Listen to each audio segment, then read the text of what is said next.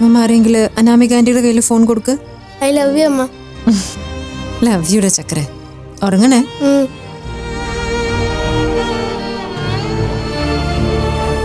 ഇവിടെ സങ്കടമുള്ള ഒരാളെ മാത്രം ഞാൻ കണ്ടുള്ളൂ.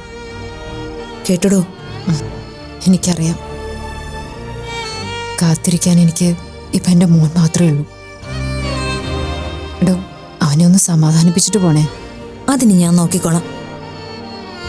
തന്റെ ശബ്ദം കേട്ടപ്പോ ഏതുകുട്ടൻ ഉഷാറായി അല്ലേ? ഏതുകുട്ട അവിടെ ആളുകളൊക്കെ തന്റെ ചുറ്റുമുണ്ടല്ലോ അല്ലേ? ഉണ്ട്. പോലീസുകാർ കാവലുണ്ട്. Don't worry. എന്നാ ശരി. ഏതുകുട്ട, അമ്മ പറഞ്ഞത് കേട്ടല്ലോ. ഇനി സമാധാനമായിട്ട് ഉറങ്ങാലോ. എന്നാ മോൻ പോയി കിടന്നു.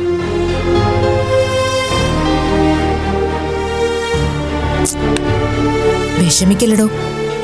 നേരം വെളുക്കാൻ ഇനി ഇത്തിരി സമയം കൂടിയല്ലേ ഉള്ളൂ. അപ്പോഴേക്കും അമ്മ വരും. ഏത് കുട്ടനെ ഉറങ്ങിയിട്ട് ആന്റി പോകുന്നുള്ളൂ. വാ വന്നേ വാ.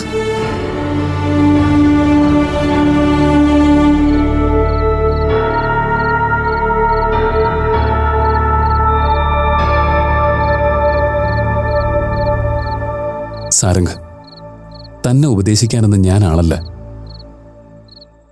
പക്ഷെ ഇത്തരം സിറ്റുവേഷനിൽ തൻ്റെ ഈ മൗനം കുറച്ച് ക്രൂരമാണെന്ന് എനിക്ക് തോന്നുന്നു.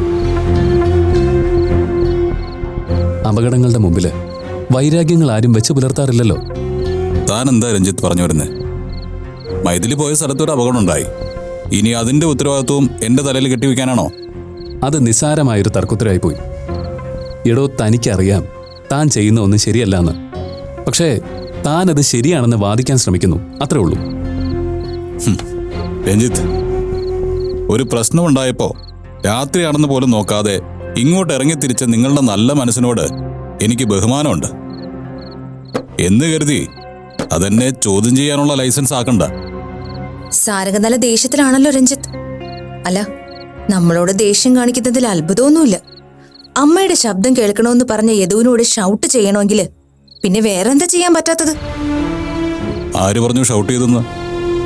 അവൻ വാശി കാണിച്ചപ്പോ ഞാനൊന്ന് ശാസിച്ചു, അത്രേ ഉണ്ടായിട്ടുള്ളൂ. അച്ഛൻ അവനൊന്നും പറഞ്ഞിട്ടില്ല ആന്റി, അവൻ വെറുതെ പറയാ. മോളെപ്പോഴും അച്ഛന് പൂർണ്ണമായി സപ്പോർട്ടാണല്ലോ. പക്ഷെ സാരംഗ്, ഒരു കാര്യം സാരംഗ് മറന്നു പോയതുപോലെ എനിക്ക് തോന്നുന്നു. എന്താ? ദിവസങ്ങൾക്ക് മുൻപ് സാരംഗിനൊരു വീഴ്ച സംഭവിച്ചു. ഇപ്പം മനസ്സിൽ ഇത്രയും കരുത്ത് കാണിക്കുന്ന സാരംഗ് അന്ന് വല്ലാതെ തളർന്ന് ഒറ്റപ്പെട്ടു. സാരംഗിന് ഒരുപാട് സൗഹൃദങ്ങൾ ഉണ്ടായിരുന്നില്ലേ? സാരംഗിന്റെ ശമ്പളം പറ്റുന്ന ഒരുപാട് ജോലിക്കാരുണ്ടായിരുന്നില്ലേ? അവരിലാരാ സാരംഗിനെ ആശ്വസിപ്പിച്ചത്, മുന്നോട്ട് നടക്കാൻ പ്രേരിപ്പിച്ചത്? ആരും ഉണ്ടായിരുന്നില്ല. അപ്പൊ കൂടെ വന്നിരിക്കാനും നല്ല വാക്ക് പറയാനും ഇപ്പൊ ഈ നിൽക്കുന്ന അവസ്ഥയിലേക്ക് സാരംഗിനെ തിരിച്ചു കൊണ്ടുവരാനും ആരും ഉണ്ടായിരുന്നില്ല. അതിനൊരൊറ്റ ആൾക്കേ കഴിയുമായിരുന്നുള്ളൂ, മൈഥിലിക്ക്. അവളത് ഭംഗിയായിട്ട് ചെയ്തു. കൂടെ ജീവിച്ചതിന്റെ കടപ്പാടല്ല, അറ്റ്ലീസ്റ്റ് ഒന്ന് കൂടെ നിന്നതിന്റെ നന്ദിയെങ്കിലും കാണിച്ചൂടെ? അനാമിക, ഇതൊന്നും പറയാതെ പോയാൽ ശരിയാവില്ല രഞ്ജിത്ത്.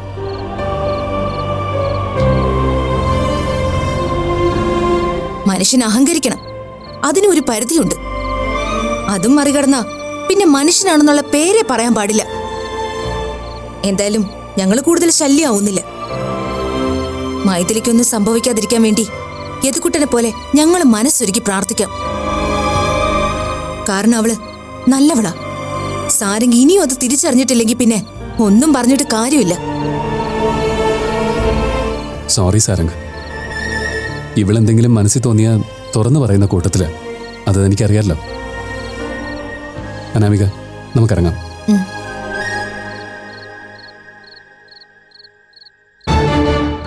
ആന്റി അച്ഛനോട് അങ്ങനെ പറഞ്ഞത് ശരിയായില്ല. അച്ഛൻ എന്തിനാ കേട്ടുന്നത്? മോള് പോയി കിടന്നു. അച്ഛൻ കിടക്കുന്നില്ലേ? ഞാൻ കുറച്ച് ലേറ്റ് ആവും. എന്നാ ഞാനും കൂടി ഇരിക്കാം. വേണ്ട, ചെല്ല്.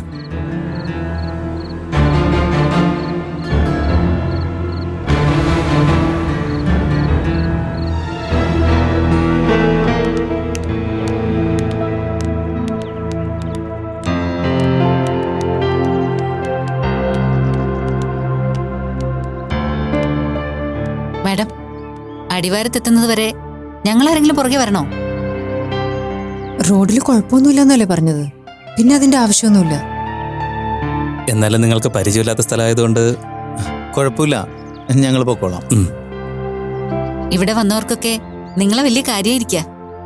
ഇനി ഒരിക്കൽ കൂടി ഇങ്ങോട്ട് വിളിച്ച ഇന്നലത്തെ അനുഭവം ആലോചിച്ച് വരില്ലെന്ന് തീരുമാനിക്കോ? ഒരിക്കലും ഇല്ല. ഉം. സത്യം പറഞ്ഞ ആന ഇറങ്ങിയതിന്റെ ഒരു ടെൻഷൻ ഉണ്ടായിരുന്നു. പക്ഷെ ഒരു പകലും രാത്രിയും ഇവിടുത്തെ ആളുകളുടെ നല്ല മനസ്സിന്റെ കൂടെയായിരുന്നു ഞങ്ങള്, അവരുടെ കാവലിലും. ഉം. ഇത് ഞങ്ങൾ ഒരിക്കലും മറക്കില്ല. ഇനി എപ്പോ വേണമെങ്കിലും നിങ്ങൾ വിളിച്ചാൽ ഞങ്ങൾ സന്തോഷത്തോടെ വരിക തന്നെ ചെയ്യും. ഞങ്ങൾ നിത്യേനെ ഒരുപാട് രോഗികളെ ചികിത്സിക്കുന്ന, പക്ഷെ ഇവിടുത്തെ അനുഭവം വ്യത്യസ്തമാണ്. ഉം. ഇവിടെ പലർക്കും പല റെഫറൻസ് നമ്മൾ കൊടുത്തിട്ടുണ്ട്. അതൊക്കെ അവരെ കൊണ്ട് ചെയ്യിപ്പിക്കണം. ശരി. ഈ വലിയ അസുഖങ്ങളിലേക്ക് പോകുന്നതിലും നല്ലത് ചെറിയ അസുഖങ്ങൾ ചികിത്സിച്ച് ഭേദമാക്കുന്നതാണ് നല്ലത്. സാറന്മാരെ, ഞങ്ങളെ ഇടയ്ക്കിടയ്ക്ക് നിങ്ങളൊന്ന് വിളിക്കും. വേറൊന്നിനുമല്ല, ഞങ്ങളെ സ്നേഹമെന്ന് അറിയിക്കാനാ. എന്നാ പിന്നെ ആയിക്കോട്ടെ. ശരി. ഡോക്ടർ ഇറങ്ങാറായോ? ആ, പോണം. ദാ കുറച്ച് ഉണ്ണിയപ്പോ കാലത്ത് അതാ ഞാൻ തിരക്കിട്ട് പോയത്. ഡോക്ടറും വീട്ടുകാരും ഒക്കെ ഇങ്ങനത്തെ പലഹാരം കഴിക്കൂ? പിന്നെ ഇതൊക്കെ സന്തോഷത്തോടെ തന്നെ കഴിക്കും. ഇങ്ങോട്ട് തന്നോളൂ. അമ്മയ്ക്ക് ഞാൻ എഴുതി തന്ന മരുന്നുകളൊക്കെ കൃത്യമായിട്ട് കഴിക്കണം കേട്ടോ. ഇനി ഇങ്ങനെ ഓടിച്ചാടിയൊന്നും നടക്കണ്ട. ഇതുവരെ ഡോക്ടർമാരുടെ അടുത്ത് പോയി 1-2 ഗുളിക ദിവസവും കഴിക്കാറുണ്ട്. പിന്നെ അതങ്ങ് നിർത്തും. പക്ഷേ മോള് തരുന്ന മരുന്ന് ഞാൻ കഴിച്ചു തീർക്കും. എന്താ കാരണം? എന്താ? അന്നൊക്കെ പോയ ഡോക്ടർമാരെ മാഡോ മാഡോ എന്നല്ലാതെ വേറെ വിളിക്കാൻ പറ്റിയിട്ടില്ലല്ലോ. ഈ ഡോക്ടർ അങ്ങനെയല്ലല്ലോ. എനിക്ക് മോളേന്ന് വിളിച്ചോളൂ. വിളിക്കാലോ. എന്നെ അമ്മയെന്നല്ലേ അത് വിളിക്കുന്നത്. ശരിയാ. മക്കള് പറഞ്ഞ അമ്മ കേക്കണ്ടേ? Thank you. എന്ന് പോയിട്ട് വരട്ടെ. ആ, ശരി, വരട്ടെ. ശരി.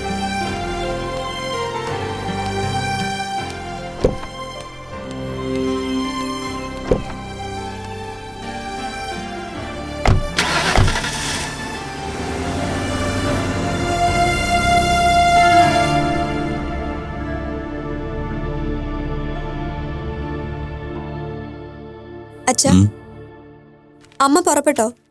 ഇപ്പൊ വിളിച്ചിരുന്നു. അനാമിക ആന്റി, രഞ്ജിത്ത് അങ്കിളൊക്കെ ഇനി അച്ഛനോട് പഴയ പോലെ ആയിരിക്കില്ലല്ലേ? എന്തു പറ്റി? ഇന്നലെ അങ്ങനെയല്ലേ അവര് പോയത്? ഇന്നലെ അതിനൊരു കാരണം ഉണ്ടായിരുന്നു. But we are friends. ഞങ്ങൾക്ക് അങ്ങനെ വെട്ടിമുറിക്കാനൊന്നും പറ്റില്ല. എന്നാലും അച്ഛന് വിഷമായില്ലേ? അവരുണ്ടൊരു അച്ഛൻ്റെ കൂടെ നിൽക്കാത്തതിന് വിഷമായില്ലേ? വിഷമം തോന്നിയിട്ടെന്താ? ഓരോരുത്തർക്കും അവരുടേതായ സ്റ്റാൻഡ് കാണുമല്ലോ. ആന്റിക്കും അങ്കിളിനും അമ്മ ഒരുപാട് ഇഷ്ടാ. അവരെ പറഞ്ഞിട്ട് കാര്യമില്ല, അവർക്കൊന്നും അറിയാത്തോണ്ടല്ലേ. അനാമിക ആന്റി, രഞ്ജിത്ത് അങ്കിളും എപ്പോഴും അച്ഛന്റെ ഫ്രണ്ട്സ് തന്നെ ആയിരിക്കണമെന്നാ എന്റെ ആഗ്രഹം. അച്ഛൻ എന്താ അവരോടൊന്നും പറയാത്തെ? ചില കാര്യങ്ങൾ രഹസ്യങ്ങളായിരിക്കണം. നമ്മുടെ മുന്നിൽ നടക്കുന്ന എല്ലാ മനുഷ്യരുടെ മനസ്സിലും എന്തൊക്കെയോ രഹസ്യങ്ങളുണ്ട്. എല്ലാവരും അത് സൂക്ഷിക്കുന്നതിൽ ചില കാരണങ്ങളും ഉണ്ട്. സോഷ്യൽ സ്റ്റാറ്റസ്, കുടുംബത്തിന്റെ അഭിമാനം, അതൊക്കെ നമ്മൾ നോക്കണം. കുറച്ചുകൂടെ മുതിർന്നു കഴിയുമ്പോൾ നമുക്ക് അതൊക്കെ മനസ്സിലാവും. അച്ഛനിതെങ്ങനെ പരിഹരിക്കും? ഞാൻ നേരിട്ട് അവിടേക്ക് പോവാം, രഞ്ജിത്തിന്റെ അനാമിക ആന്റിയുടെ അടുത്തേക്ക്. എന്തെങ്കിലും വിഷമം അവർക്ക് എന്നോട് തോന്നിയെങ്കിൽ അതങ്ങ് തീർത്തേക്കാം. താങ്ക് യു അച്ഛാ. എല്ലാ കാലത്തും നിങ്ങൾ ഫ്രണ്ട്സ് തന്നെ ആയിരിക്കണം. ഷുവർ. അമ്മ വരുമ്പോഴേക്കും അച്ഛൻ തിരിച്ചെത്തില്ലേ? എത്തണം. അല്ലെങ്കിൽ ഇന്നലെ യദുവിനെ വഴക്ക് പറയേണ്ട പേരില് അമ്മ എന്നെ വഴക്ക് പറയും. അതൊന്നും ഉണ്ടാവില്ല. അച്ഛനിപ്പോ പോയിട്ട് വരാം.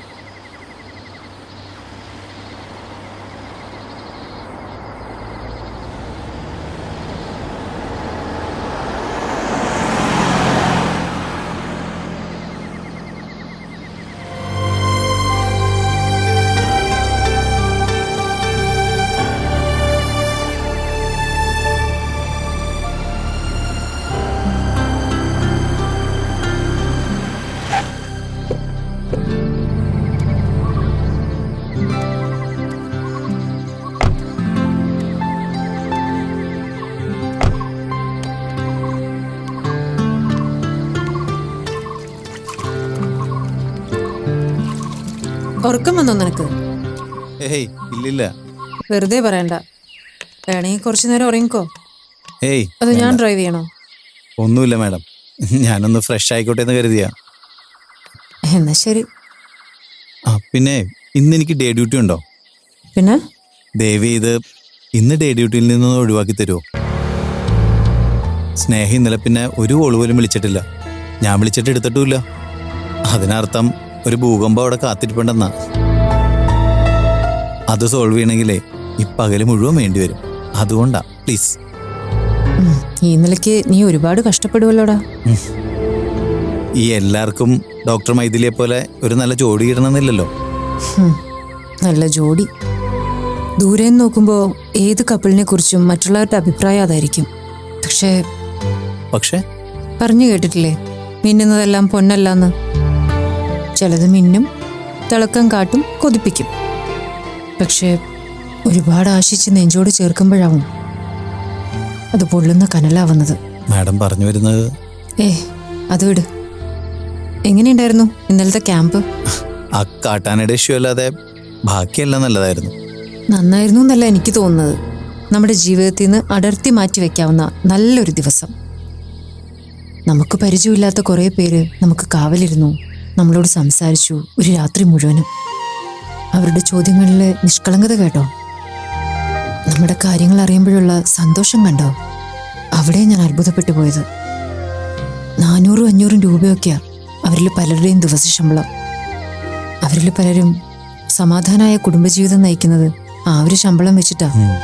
അതിന്റെ 10-100 ഇരട്ടി കിട്ടുന്ന നമ്മുടെ ഇടയിലുള്ളവര് അസ്വസ്ഥരായിട്ട് കഴിയുമ്പോഴാ അവരുടെ ഈ സമാധാനം. പണവും സമ്പത്തും കൂട്ടിവെക്കുന്നതിലൊന്നും അല്ല കാര്യം. സമാധാനം കൂട്ടിവെക്കണം, സന്തോഷം കൂട്ടിവെക്കണം, പരസ്പരമുള്ള വിശ്വാസം കൂട്ടിവെക്കണം. അവരുടെ കാര്യങ്ങൾ കേൾക്കുമ്പോൾ നമ്മൾ അവരോട് അസൂയപ്പെടുക. നമ്മുടെ പോക്കും വരവും ഒക്കെ കാണുമ്പോൾ അവര് നമ്മളോട് അസൂയപ്പെടുന്നു. ഒരുതരം ഇക്കരെ നിൽക്കുമ്പോൾ അക്കരെ പച്ച.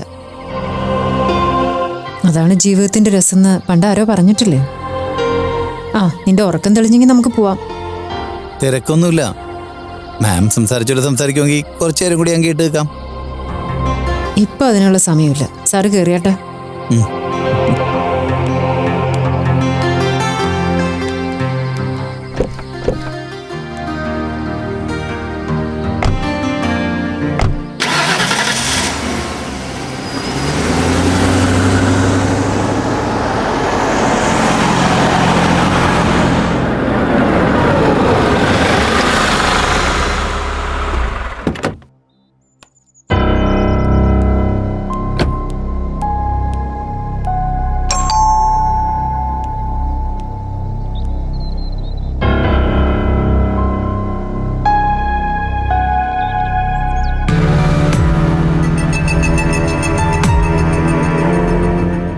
രഞ്ജിത്തുണ്ടോ? ഇല്ല, ഒരാളെ കാണാൻ വേണ്ടി പുറത്തു പോയിരിക്കുക. രാവിലെ തന്നെ ആവുമ്പോ ഇവിടെ കാണുമെന്നാ ഞാൻ പ്രതീക്ഷിച്ചത്. ഇപ്പൊ വരുമായിരിക്കും അല്ലേ?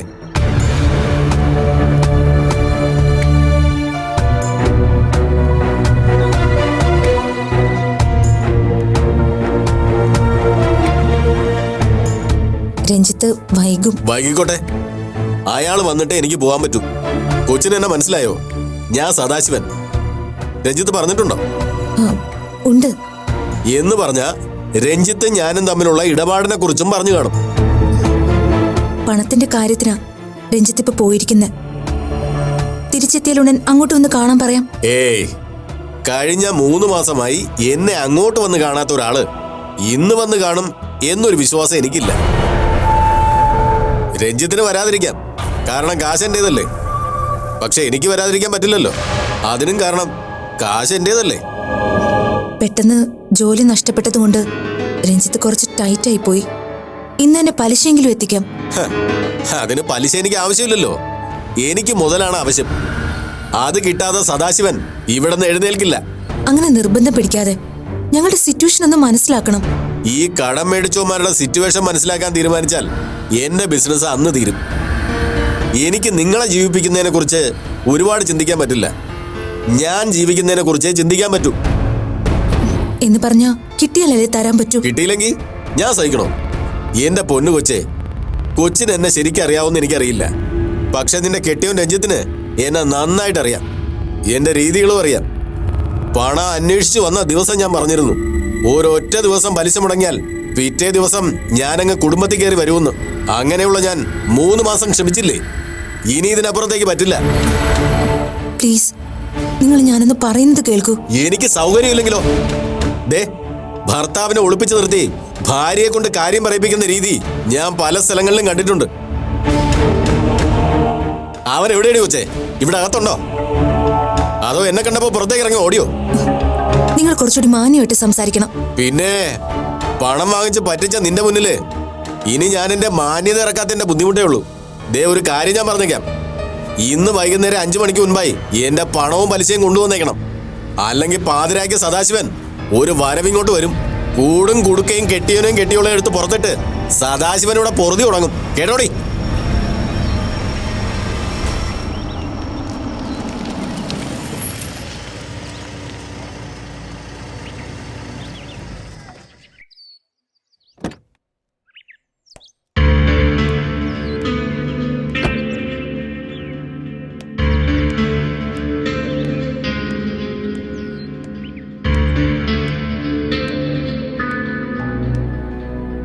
നിങ്ങളെന്താ ഇവിടെ? അത് പിന്നെ അത് രഞ്ജിത്തിനെ കാണാൻ വന്നതായിരുന്നു സാറേ. ഇറങ്ങാൻ തുടങ്ങുമായിരുന്നു. ആരിറങ്ങാൻ തുടങ്ങുന്നു? എന്റെ പൊന്ന് സാരംഗ് സാറേ, കൂട്ടുകാരൻ നമുക്കിട്ടൊരു പണി തന്നു. ഒരു 10-15 ലക്ഷം വാങ്ങിച്ചിരുന്നു ഇൻട്രസ്റ്റിനെ. ഇപ്പതേ 3 മാസമായിട്ട് പലിശയുമില്ല മുതലുമില്ല. ഞാനത് തിരക്കി ഇറങ്ങിയതാ.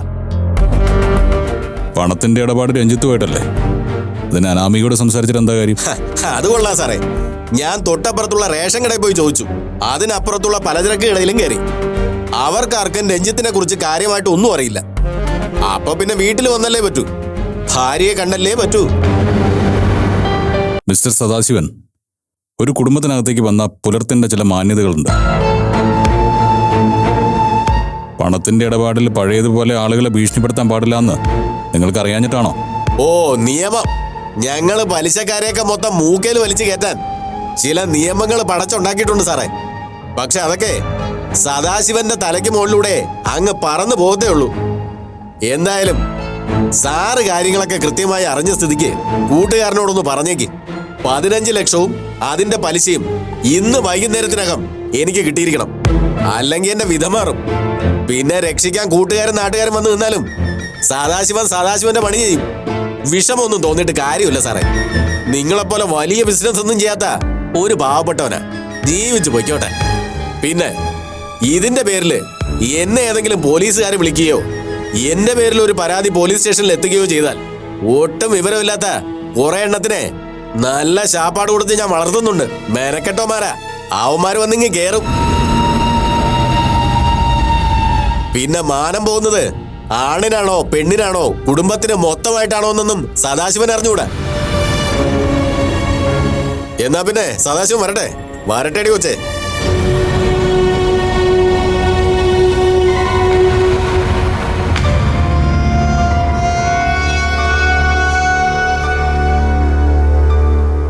ഇയാളെക്കുറിച്ച് നാട്ടിലെല്ലാവർക്കും അറിയാം. ഇയാളുമായിട്ടാണോ സാമ്പത്തിക ഇടപാട് നടത്തുന്നത്?